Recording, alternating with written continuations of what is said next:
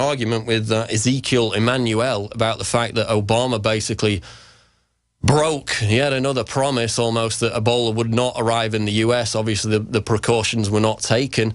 There's another article, I believe, out of the Washington Times with the CDC admitting now that they were not prepared for this, despite the fact for telling us for 2 months that they were prepared, that this was very unlikely. Let's go to that Chris Matthews clip now from MSNBC, where even Matthews, who of course said he got a thrill up his leg for the Obama speech back a couple of years ago, is now on the offensive against Obama over this Ebola situation. Let's go to that clip. Yeah, but I'm just getting back to the president's statement, Doctor, and that is that the president said it would be unlikely if we had a case in this country. Unlikely to have even one case. Can I go back and see the tape again? He said it wouldn't be an Ebola outbreak, and I think that's no. And in the second part of his sentence, he said that in the unlikely case someone brings it here. Yeah. In the unlikely case somebody brings it here. Well, they've done it. We're living in the world of the unlikely already. That's all I'm saying. I'm not spearmongering. I'm stating the facts, and I wonder if everybody else is. You're right. You're right. It is an unlikely case, but it's not. Again, we need to put it in perspective. This isn't easily transmitted. It's not like the flu. It's not like measles or chickenpox. You need contact with bodily fluids, and we have a health system that's much better. And remember, we also had today Sanjay Gupta on CNN. We're trying to find this clip. I saw it on an article earlier. They since changed the article. And we've got that clip now. This is Sanjay Gupta explaining the fact that although this is not airborne, as far as we know, it's quite easy to pass on to other individuals merely by shaking their hand. We think of, exchange of bodily fluids as something more than that, but sweat glands can achieve that, especially if you've got a broken area of your skin in your hand. And here's Dr. Sanjay Gupta on CNN this morning explaining how that works. To your point, Wolf, from the 24th to the 28th, it sounds like this was somebody who was sick but was not in isolation. What is going to be absolutely critical, obviously besides taking care of this individual, is now to go back over those 4 days and figure out anybody that person may have had contact with. That's absolutely critical. It is absolutely crucial to do that to try and prevent other people from possibly spreading this virus. It is called contact tracing, and as Dr. Frieden pointed out, it is a mainstay of controlling these sorts of things. But obviously 4 days is a significant period of time, and there could be many contacts the person may have had. Once they find those contacts, they got to monitor those people for 3 weeks, 21 days, and make sure they don't develop any signs of fever, because that could be one of the earliest signs of an Ebola infection. So a couple of priorities, Wolf, as Dr. Frieden laid out, I think, as you said, transparently, first and foremost, you have the first person diagnosed with Ebola in the United States. The care for that person, obviously, of paramount importance, but then going back, finding all those contacts, and really monitoring them closely, putting them in a situation where they can't possibly spread Ebola and monitor to see if they develop any fevers. So that's what's happening right now, Wolf, here in the United States. This has not happened before. It's happening a lot in West Africa, as Dr. Frieden pointed out. But from a medical standpoint, this is historic, what Dr. Frieden has just outlined. Okay. It's very worrisome. That's Dr. Sanjay Gupta on CNN, I believe, either last night or this morning, talking about how easy this could spread. Obviously, we know it's not airborne, but the key fact, I think, is the threat, which is the threat of hysteria. It's not necessarily the threat of a pandemic or an epidemic of Ebola. It's the threat of hysteria, which could grease the skids for this medical martial law situation that many people have been concerned about since, for example, 2001 with the Model States Emergency Health Powers Act. We've got Joe Biggs. I think we'll go to him after the break now, because we're coming up on a break in a couple of minutes. But we got Joe Biggs live on the scene in Dallas. We're going to go to him now just before the break. Joe Biggs, you're there in Dallas. What's going on? What's the situation? I don't hear anything. Joe, can you hear me? Oh, I can hear you now. Hey, Joe, you're on the scene in Dallas. Tell us what's unfolding. What's the situation there? Roger, I'm here at Ground Zero in Ebola, USA, where patient zero is. There's a lot of things unfolding right now. We have that confirmed patient with Ebola. Right now, they have another individual that's hospitalized or monitoring that have the symptoms of Ebola, so they're going to keep an eye on that person. One of the things, though, that was crazy, though, I heard you mention it earlier on the show, Thursday, the patient tried to check himself in, and they turned him away with flu-like symptoms and gave him antibiotics. So that's quite a long period of time where he's been able to have contact with many individuals. There was an expert, Ebola expert, on last night at one of the local stations. I stayed up till 2 in the morning watching local news to see what they had to say. And the Ebola expert said that he fears that there will be, quite a few more. One of the last people in Africa that got Ebola was one man. He infected 19 people. So it's a very, very scary thing, and it's a very big possibility that this person has infected many other people. And Rick Perry's coming up there in about 15 minutes, I think, with a news conference. Alex was on the show earlier. We're calling on Perry to ask the White House to shut down flights from West Africa into the United States. Biggs, if you could ask Perry a question, that would be great. We'll be back with more Ebola news. Joe Biggs live on the scene. I'm Paul Joseph Watson. This is Infowars.com. Stay tuned.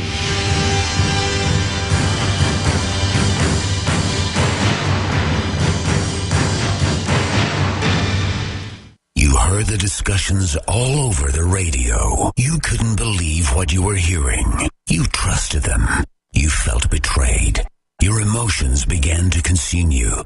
Outrage set in. Then, nothing. Days turned to weeks and months. Then, you've forgotten. But they haven't. They're still monitoring your every move. It's coming. What's coming? Monitor blockitpocket.com. Or will you forget? Hey, Boomer! I learned in school today that 60% of our bodies are made of water. Good thing we have the Berkey system. It's the cleanest, best water ever. Mom says it's because the Berkey's filtration system cleans out the bad stuff and leaves only pure, delicious water. I know, right? You love it too. Yeah, I'm thirsty too. Let's go get some. Get Berkey clean water by calling 877-886-3653. That's 877-886-3653. Or visit GoBerkey.com. Hi, folks. Alex Jones here with some important information. I want to tell you about Matt Redhawk and his team of patriots over at My Patriot Supply. Several years ago, Matt was sitting in his 2-bedroom apartment, frustrated with the direction this country was headed and the charlatans willing to sell us out for a quick buck. Deciding to take action, a company run by patriots for patriots was born. My Patriot Supply has never taken a loan or accepted outside funding. They now operate 2 distribution facilities and employ over 50 hardworking American men and women. It is rare to find companies who practice what they preach. And that's why I stock my pantry with high-quality storable foods from My Patriot Supply. Go to mypatriotsupply.com/Alex today for special offers on emergency food storage, or call their preparedness specialist at 866-229-0927. That's 866-229-0927. Do business with someone who shares your values. mypatriotsupply.com/Alex. Newsflash. Home invasions are on the rise. It takes less than 10 seconds to kick in a door. 10 seconds is not enough time to protect your family. And what would happen if you're not home? Easy Armor is the ultimate security solution. 85% of break-ins are through a door. Protect your home now with Easy Armor. Go to InvasionStopper.com to get real security for under $70. That's InvasionStopper.com. Easy Armor. Your security is our only business. Digestive health is key to wellness, and Pro-EM1 is the key to digestive health. Pro-EM1 is a daily liquid probiotic that improves food absorption and supports weight loss by removing toxins from your system. Recommended by doctors, Pro-EM1 is 100% natural, organic, non-GMO, wheat, soy, gluten, and dairy-free. Call us today at 888-611-8025 or visit ProEM1.com to save over $25 on your order. That's 888-611-8025 or PROEM1.com.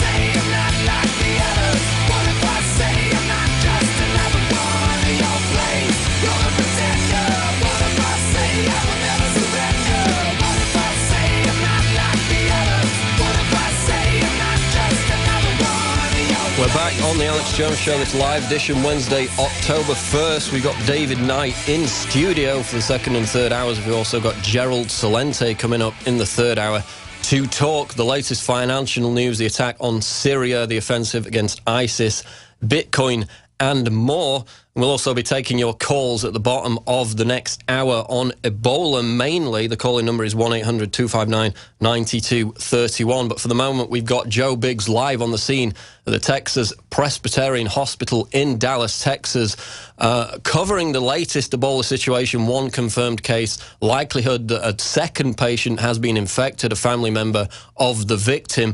And we put the call out earlier for people to contact the White House to urge them to cease flights into the United States of America from these West African countries.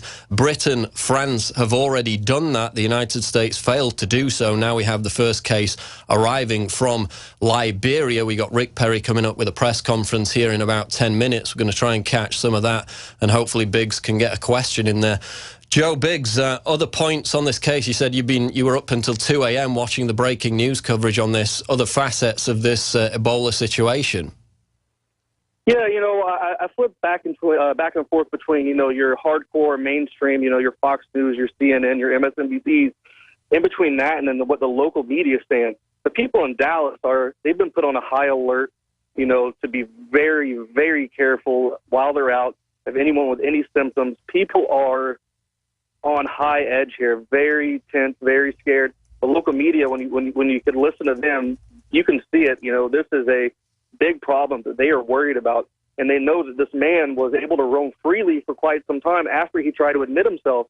So there's no telling who he came in contact with, who that person there came in contact with, that person, so forth and so on. There's a lot of people that could be affected by this one man. And like you said, that's a great point. Why haven't we shut down those flights coming from West Africa into our country? That's something that needs to be stopped immediately. Also, this morning, we mentioned earlier the clip of Zachariah Thompson, the director of Dallas County Health and Human Services. He mentioned, as far as I can recall, the possibility that they're keeping children home from school in the Dallas area or in the immediate area surrounding that hospital. I'd like to get some confirmation on that if the writers could help me out, because I remember he mentioned that. So, as you said, Joe, it seems that the media and the authorities in the local area of Dallas are quite concerned about this, whereas generally in terms of nationwide media, we get this message about, this is nothing, we've got this isolated, it's nothing to worry about. Obviously, that's what you would expect them to do to prevent hysteria. But as I said earlier, they got caught with their pants down because, as you mentioned, Joe, this guy was walking around for 4 days. He came in 2 days before the case was confirmed. They gave him antibiotics and sent him home. So, Joe, we've been called conspiracy theorists for the best part of 2 months for warning about this. Now it happens, and it seems like it's an attempt on behalf of the CDC and the medical authorities to cover their behinds, because they could and should have asked this guy about his travel history and caught this at least a couple of days earlier. Yeah, that's standard operating procedure for any kind of hospital, especially when, talks of Ebola have been going on for, a couple months now. That's something when someone shows up, that's, sign A. If someone has flu-like symptoms, hey, where have you been? Have you traveled anywhere? That's a very important question for someone like that in a hospital like this. This is a very big, hospital. Very nice, lots of money put into it. You think that they would have people here trained to deal with something like that. But then they're telling you right now, the CDC is coming out and saying, well, no, all these hospitals in the area are well-equipped to deal with Ebola patients.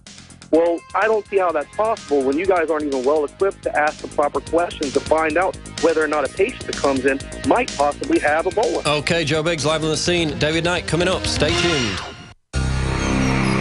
Thank you for listening to GCN. Visit GCNlive.com today. General, what do you think about the FBI saying that there was a terror alert on Monday about a potential Fort Hood situation? The police are shoving people, shoving Alex, shoving the crowd. Here we go, folks. I'm being assaulted. Whether it's the radio show, the news websites, documentary films, or the nightly news, InfoWars is the tip of the spear. Is this another false flag stage attack to take our civil liberties and put more homeland security by sticking their hands down on the pants on the streets? It's up to us to set brush fires in the minds of men and women everywhere. And that's what PrisonPlanet.tv is designed to to do. You watch, the Assad regime is going to be blamed or accused of using chemical weapons against the so-called rebels. What we see now is a war against reality. It's a war against the truth. It's more vital than ever that supporters of freedom become members of PrisonPlanet.tv and share their membership with up to 11 friends and family. Visit InfoWarsNews.com today. Become a member, share your membership, and help take the InfoWar to the next level.